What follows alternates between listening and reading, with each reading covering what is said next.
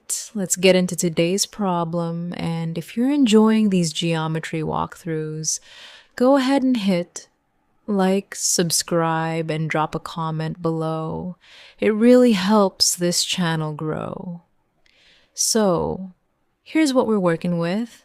We've got a right triangle QRS sitting inside a semicircle that has center O, and PQ is the diameter of that semicircle. Point R sits right up on the arc, and S is the foot of the perpendicular dropped from R straight down to the diameter PQ, which means the angle RSQ equals 90 degrees. So we've got a right angle sitting right at S. Now we're given two pieces of information. The hypotenuse QR equals square root of 13, and one of the legs, RS, equals 2. Our goal today is to find the area of the shaded region, and that shaded region is simply the semicircle area minus the area of triangle QRS. So let's set that up as our key relationship right away. Shaded area equals semicircle area minus the area of triangle QRS. And that tells us exactly what two pieces we need to go find. Let's start with step 1, finding the missing leg of the triangle. Let's label QS as lowercase y, since that's the side we don't know yet. Now notice what happens here. Since triangle QRS has a right angle at S, we can apply the Pythagorean theorem, and remember, the Pythagorean theorem says that in a right triangle, the square of one leg plus the square of the other leg equals the square of the hypotenuse. So in our case, that gives us y squared plus rs squared equals qr squared. Let's substitute in our known values. That becomes y squared plus 2 squared equals the quantity square root of 13 whole squared. Now pay attention to this simplification. 2 squared is 4, and square root of 13 squared just cancels out that square root, leaving us with 13.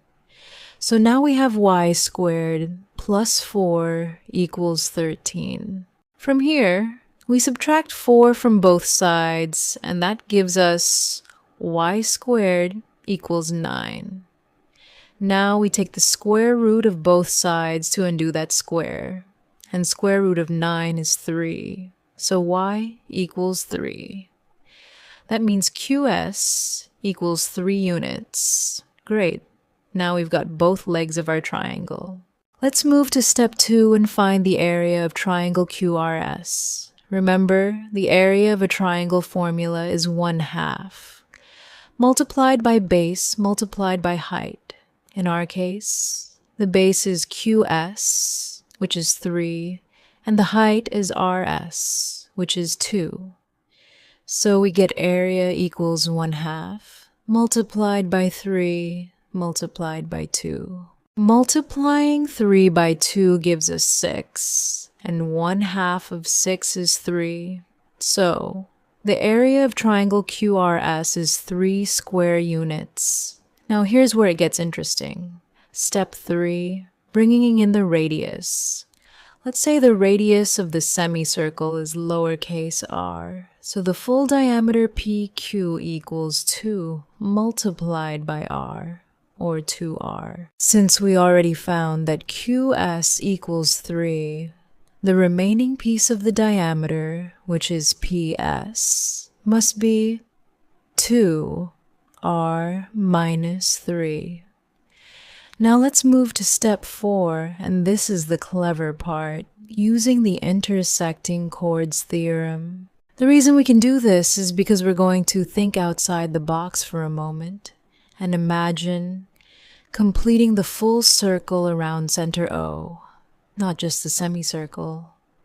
So let's extend segment RS downward past point set until it hits the circle again at a brand new point. Let's call it T. Now notice what happens here. Because S sits right on the diameter, which is a line of symmetry for the circle, the extended piece ST is going to be equal in length to RS. So, ST equals RS, which equals 2. Now we've got two chords crossing each other at point S, chord PQ and chord RT. And this is where the intersecting chords theorem comes in. And let me explain that theorem briefly.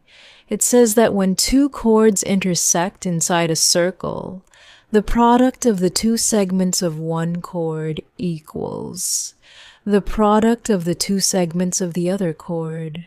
So applying that here, we get P S multiplied by SQ equals R.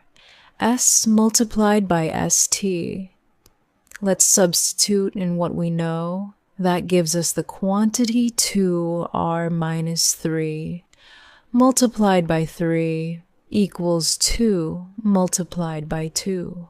Let's distribute on the left side. 3 multiplied by 2R gives us 6R, and 3 multiplied by negative 3 gives us negative 9. So we have 6R minus 9 equals 4. Since 2 multiplied by 2 is 4, now let's solve for R. We add 9 to both sides, and negative 9 and positive 9 cancel out, leaving us with 6R equals 13. Finally, we divide both sides by 6 to isolate R, and that gives us R equals 13 divided by 6. So our radius is 13 over 6. Now, let's move to step 5, calculating the area of the semicircle. Remember, the area of a full circle is pi multiplied by r squared. So for a semicircle, we take half of that, giving us 1/2 multiplied by pi multiplied by r squared. Let's substitute r equals 13 over 6. So we get 1/2 multiplied by pi multiplied by the quantity, 13 over 6 whole squared. Squaring 13 over 6 gives us 169 over 36. So now we have 1/2 multiplied by pi multiplied by 169 over 36. Multiplying 1/2 by 169 over 36 gives us 169 over 72. So the semicircle area is 169 pi divided by 72 square units. Now let's bring it all together for our final step, calculating the shaded region. From the previous equation, we get shaded area equals semicircle area minus triangle area, which is 169 pi divided by 72 minus 3. Let's convert that to a decimal to see the numerical value. 169 pi divided by 72 is approximately 7.374, and subtracting 3 from that gives us approximately 4.37 square units.